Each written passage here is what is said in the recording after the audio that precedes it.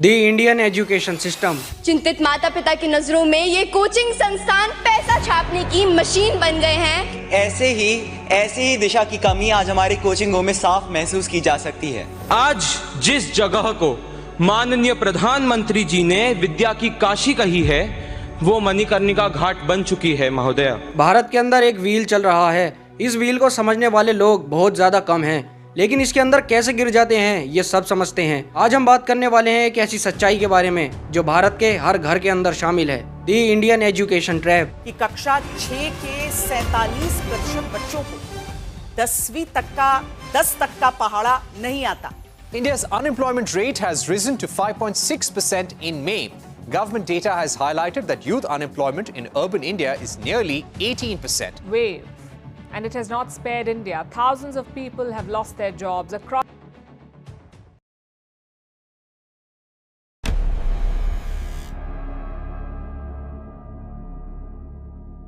सन 1805 जब British India के अंदर आए तो उन्होंने एक स्पेसिफिक सिस्टम इंट्रोड्यूस किया जिसे मैकाउले एजुकेशन सिस्टम कहते हैं। इस सिस्टम का एक मूल उद्देश्य था एक ऐसी क्लास तैयार करना जो कि ब्रिटिशर्स की समझ में आए, जो बिना किसी सवाल के ब्रिटिशर्स की बातों को माने और जो एफिशिएंट क्लर्क्स और एडमिनिस्ट्रेशन को तैयार करे। इस सिस्टम में क्रिएटिविटी, क्रिटिकल थिंकिंग और इनोवेटिव सोच की कोई जगह नहीं थी। बच्चों को सिर्फ रोड लर्निंग के जरिए पढ़ाया जाता था। जहाँ जो उन्हें मेमोराइज कराया जाता था वहीं सेम एग्जाम में रिप्रोड्यूस करा जाता था। एग्जाम भी सभी स्टूडेंट्स के लिए सेम होते थे, जिसमें सारे स्टूडेंट से सेम क्वेश्चंस पूछे जाते थे ताकि हर स्टूडेंट एक तरह से टेस्ट किया जा सके।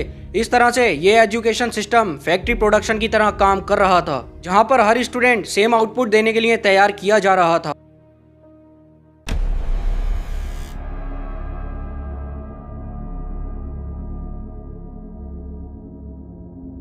1947 जब भारत आजाद हुआ तब भी यह सिस्टम बिना किसी बदलाव के चल रहा था। यह सिस्टम ब्रिटिशर्स के लिए काफी यूजेबल था। उन्हें मास एजुकेशन डिस्ट्रीब्यूट करनी थी, लेकिन अगले कई दशकों में जब दुनिया तेजी से बदल रही थी, जब टेक्नोलॉजी का एरिया आ चुका था, तब भी यह एजुकेशन सिस्टम इंडिया के अंदर पुराना फैक्ट्री मॉडल को फॉलो कर रहा था, जिसका टारगेट था स्टूडेंट्स को एक तरह का जैसे प्रोडक्ट बनाकर तैयार करना। बच्चों के अपने पैशन, स्किल्स और इंटरेस्ट को समझने वाली कोई जगह नहीं थी। स्टूडेंट्स के ऊपर सिर्फ प्रेशर बनाया जाता था कि अच्छे मार्क्स लाओ, अच्छी रैंक्स लाओ और इस कॉम्पिटिटिव रेस में लास्ट तक टिक जाओ। पर इस दबाव के चलते स्टूडेंट्स की क्रिएटिविटी, ओरिजिनलिटी और मेंटल हेल्थ पर भी काफी बड़ा असर पड़ा। आज के जमाने में कोचिंग क्लासेस, ट्यूशन एक जरूरत बन गई है, जिनके बिना स्टूडेंट्स का आगे बढ़ना मुश्किल हो गया है। पेरेंट्स और स्कूल्स बच्चों पर इतना प्रेशर बना रहे हैं कि स्टूडेंट्स अपनी रैंक्स, बोर्ड एग्जाम्स पर ही फोकस कर रहे हैं और अपने असल पैशन पर नहीं। सदियों पुराने इस सिस्टम के चलते स्टूडेंट्स की रियल लाइफ में काम आने वाली स्किल्स जैसे financial literacy, problem solving, communication skills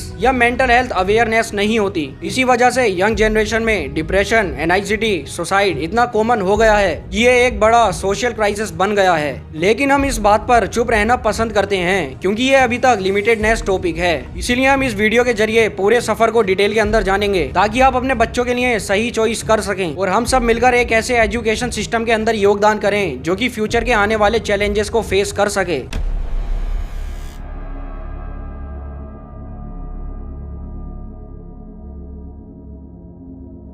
अब समझते हैं कि इंडियन एजुकेशन ट्रैप कैसे काम करता है और ये स्टूडेंट्स की लाइफ पर क्या असर डालता है।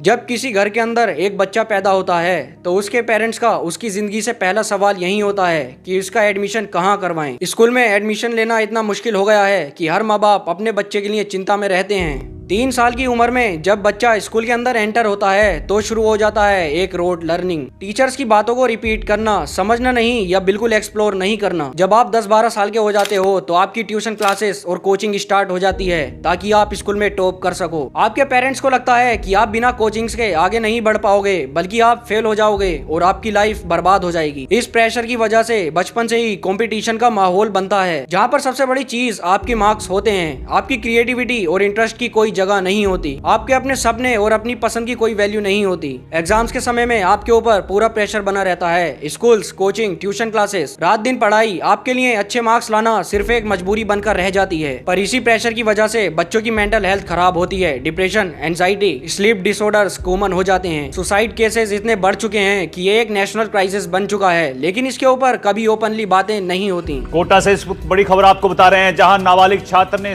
किया है कमरे में फंदा लगाकर। एमबीबीएस की 3rd ईयर की छात्रा ने सुसाइड किया है। तो कोचिंग सिटी कोटा अब छात्रों की कब्रगाह बनता जा रहा है।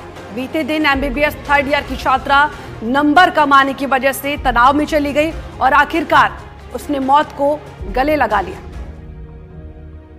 आप पढ़ाई के अंदर इतने बिजी हो जाते हो कि आपको अपने करियर गोल्स, अपने पैशंस को समझने के लिए कभी वक्त ही नहीं मिलता। जॉब मार्केट के अंदर जब आपके जैसे हजारों स्टूडेंट्स एंटर होते हैं तो उनको लगता है कि उनका करियर सेट हो गया है, लेकिन वो अपने आप को सक्सेसफुल नहीं समझ पाते क्योंकि उनके पास रियल स्किल्स नहीं होते। कम्युनिकेशन स्किल्स, क्रिटिकल थिंकिंग और प्रॉब्लम सॉल्विंग क्रिएटिविटी, ये सब उन्हें स्कूल्स में कभी सिखाया ही नहीं जाता। इसलिए आप जो जॉब करते हो उसके अंदर डिससैटिस्फैक्शन और फ्रस्ट्रेशन बना रहता है। ये एक कंप्लीट साइकिल है जो हर साल करोड़ों बच्चों के साथ रिपीट होती है, जिसे हम एजुकेशन ट्रैप कहते हैं। ये सिस्टम स्टूडेंट्स की इंडिविजुअलिटी, पैशन और मेंटल हेल्थ को दबाता है और सिर्फ कंपटीशन और रोड लर्निंग को प्रमोट करता है। इस सिस्टम के अंदर ना सिर्फ स्टूडेंट्स, उनके परिवार और पूरा समाज सफर करता है।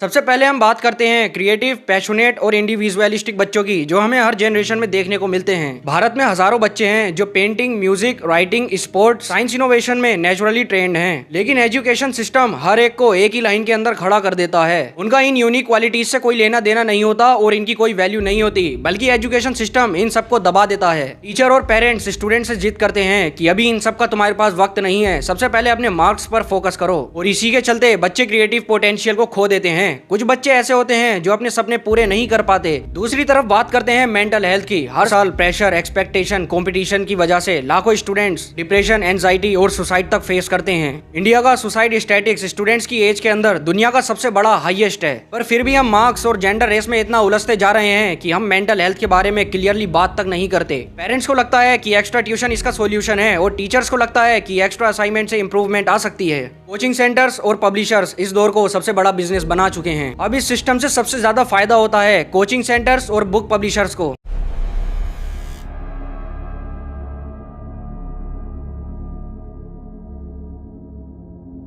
कोचिंग सेंटर हर साल करोड़ों का बिजनेस करते हैं। हर पेरेंट्स अपने बच्चे को कोचिंग सेंटर भेजने के लिए तैयार हैं, चाहे उनके घर की फाइनेंशियल स्टेबिलिटी कैसी भी हो। प्राइवेट कॉलेजेस फीस और डोनेशन के थ्रू सिस्टम को एक्सप्लॉइट करते हैं। कॉलेज एडमिशंस के लिए हाई फीस चार्ज करते हैं और इस सिस्टम को मेंटेन करते हैं, जहां पर मेरिट से ज्यादा पैसे का रोल होता है। स्टूडेंट्स के अंदर कम्युनिकेशन स्किल्स की कमी होना। स्कूल्स और कॉलेजेस के अंदर कविता, स्पीच के कॉम्पिटिशंस होते हैं, पर प्रैक्टिकल कम्युनिकेशन जैसे प्रोफेशनल ईमेल्स या प्रेजेंटेशन देना या टीम वर्क पर इस पर कोई फोकस नहीं करता। इमोशनल इंटेलिजेंस और मेंटल हेल्थ अवेयरनेस, बच्चों को खुद को समझने, स्ट्रेस मैनेज करने, एम्पैथी दिखाने की कोई ट्रेनिंग नहीं दी गई होती, इसलिए उनके ऊपर मेंटली प्रेशर ज्यादा होता है और जब वो बड़े होते हैं तो मेंटल क्राइसिस का सामना करना पड़ता है। और सबसे बड़ा गैप है एंटरप्रेन्योरशिप। हमारा एजुकेशन सिस्टम इनोवेशन के जरिए सिखाता है कि कैसे जॉब करनी है, ना कि खुद का बिजनेस कैसे करना है। नए आइडियाज लाना, practical skills, internship, real world project, इन सब की कमी है, जिससे स्टूडेंट सिर्फ डिग्री लेके मार्केट में उतरते हैं बिना किसी प्रैक्टिकल तैयारी के। ये सारे फीचर्स हमारे एजुकेशन सिस्टम में ना होने की वजह से हमारे ग्रेजुएट अनप्रिपेयर्ड फील करते हैं और ये मिसमैच एम्प्लॉयर्स और स्टूडेंट्स दोनों के लिए प्रॉब्लम क्रिएट करता है।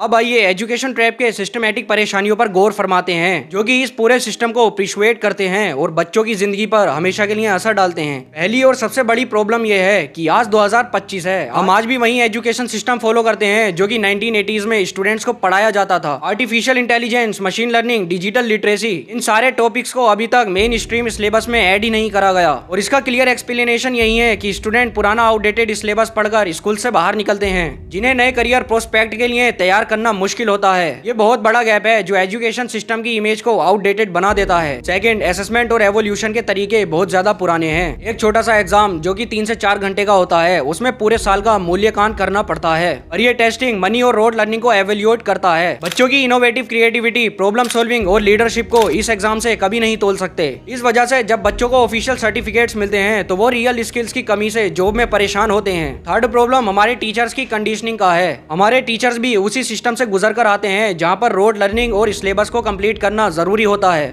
इसलिए टीचर्स भी नए पेडालॉजी मेथड जैसे कि प्रोजेक्ट बेस्ड लर्निंग, एक्सपेरिएंशियल लर्निंग इन सब में ट्रेंड नहीं होते। और जब कोई टीचर इनोवेटिव अप्रोच ट्राई करता है तो ऊपर से प्रेशर आना शुरू हो जाता है कि सिलेबस कंप्लीट कराओ। फोर्थ, पेरेंट्स का माइंडसेट भी एक बहुत ही बड़ा चैलेंज है। जो पेरेंट्स इस सिस्टम को पढ़ के आगे बढ़े हैं वो भी चाहते हैं कि हमारे बच्चे भी इसी सिस्टम को फॉलो करके आगे बढ़े। अगर कोई बच्चा अलग रास्ता लेगा, क्रिएटिव फील्ड में जाएगा या अपने इंटरेस्ट को अपनाएगा तो पेरेंट्स अक्सर उसे डिस्करेज ही करेंगे, जिसमें एक पेरेंट्स अपने बच्चों को दूसरे पेरेंट्स के बच्चों से कॉम्पिटिट करता है कि मेरा बच्चा टॉप मार्क्स लेकर आया है। ये मेंटालिटी बदलना बहुत ज्यादा मुश्किल है लेकिन जरूरी भी है। फिफ्थ, एजुकेशन और एम्प्लॉयबिलिटी के बीच बहुत बड़ा मिसमैच है। बच्चों को एक गलत अफसाना पढ़ाया जाता है कि डिग्री लेने से ही पक्की जॉब मिलेगी और तुम्हारी लाइफ सेट हो जाएगी, लेकिन आज की असल रियलिटी ये है कि बहुत बड़े स्टार पर ग्रेजुएट्स भी आज अनएम्प्लॉयड हैं। ये एजुकेशन सिस्टम और जॉब मार्केट का मिसमैच हमारी यंग जनरेशन के लिए फ्रस्ट्रेशन ला रहा है। सिक्स्थ पॉइंट, सोशल मोबिलिटी में अक्सर हमें यही पढ़ाया जाता है कि एजुकेशन से गरीब को अमीर बनने का मौका मिलता है, लेकिन असल में हमें ये देखने को मिलता है कि अपर क्लास के लोग अपने नेटवर्क और फाइनेंशियल स्टेबिलिटी की वजह से आगे बढ़ते हैं, जबकि ये लोअर और ट्राइबल कम्युनिटीज के लिए स्ट्रगल ही बनता रहता है, चाहे वो कितने भी अच्छे मार्क्स ले आए। ये सारे फैक्टर्स मिलकर इंडियन एजुकेशन सिस्टम को इतना गहरा बना देता है कि इसका असर स्टूडेंट्स की लाइफ पर हमेशा बना रहता है। इसलिए जरूरी है कि हम सिर्फ इंडिविजुअल लेवल पर नहीं बल्कि सिस्टम लेवल पर भी सुधार लाएं, ताकि हमारा देश अपने युवा को बेटर टेक्निक्स और अपॉर्चुनिटी दे सके।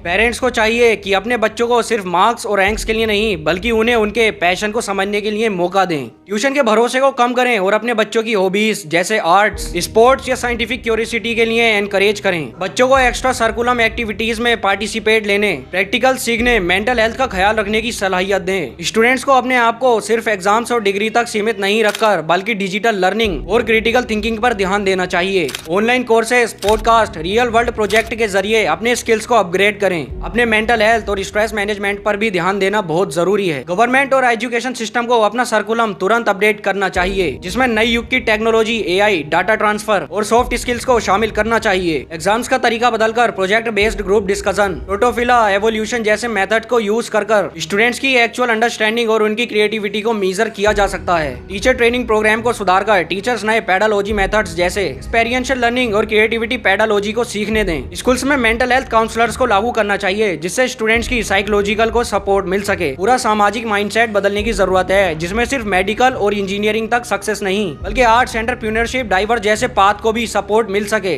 मीडिया और एजुकेशन रिलेटेड फोरम्स को भी इस तरफ फोकस करना चाहिए। गवर्नमेंट में एजुकेशन सेक्टर पर बजट पर प्रायोरिटी देनी होगी और पॉलिसी मेकर को ग्रास रूट लेवल पर फीडबैक लेकर इंक्लूसिव पॉलिसी बनानी होगी। ये historic approach Indian education trap से बाहर निकलने में मदद करेगा, जहाँ हर स्टूडेंट अपने सपनों को परस्योर कर सके, क्रिएटिविटी और कैपेबल बने और कंट्रीज के लिए नए नए इनोवेशंस लेकर आए। इंडियन एजुकेशन ट्रैप एक ऐसा सिस्टम है जो हमारे बच्चों की पोटेंशियल को दबाता है, उनकी क्रिएटिविटी और इंडिविजुअलिटी को मार देता है और मेंटल हेल्थ को इग्नोर करता है। ये सिस्टम 200 साल पुराना है, यहाँ तक कि ये आउटडेटेड हो चुका है। हम सबके पास पावर्स हैं इस सिस्टम को बदलने की, चाहे हम स्टूडेंट्स हो, टीचर्स हो या पॉलिसी मेकर्स। और सबसे इम्पोर्टेंट चीज है, एजुकेशन सिर्फ सर्टिफिकेट तक नहीं बल्कि जिंदगी को समझने, चैलेंज फेस करने और नए आइडियाज लाने का तरीका है। जब हम ये सोचेंगे और इसको अपनाएंगे तभी हम अपने बच्चों के फ्यूचर को बेटर बना पाएंगे। याद रखें, एजुकेशन एक खुली दुनिया है जिसमें हर बच्चे को अपने हिसाब से अपनी जान पहचान बनाने का मौका मिलना चाहिए। याद रखें, अगर आज हम इसको बदलने में अपना योगदान नहीं देंगे तो ये सिस्टम आगे ऐसी चलता जाएगा और देश अपने युवा के टैलेंट को नहीं समझ पाएगा। अपने नजरिए को बदलो, अपने बच्चों को खुद को समझने का मौका दो। अगर आपको ये डॉक्यूमेंट्री पसंद आई हो, आप चाहते हो कि मैं आप तक ऐसी डॉक्यूमेंट्रीज और लेकर आऊं, तो मेरे साथ जुड़े रहें। मिलते हैं नेक्स्ट वीडियो के अंदर।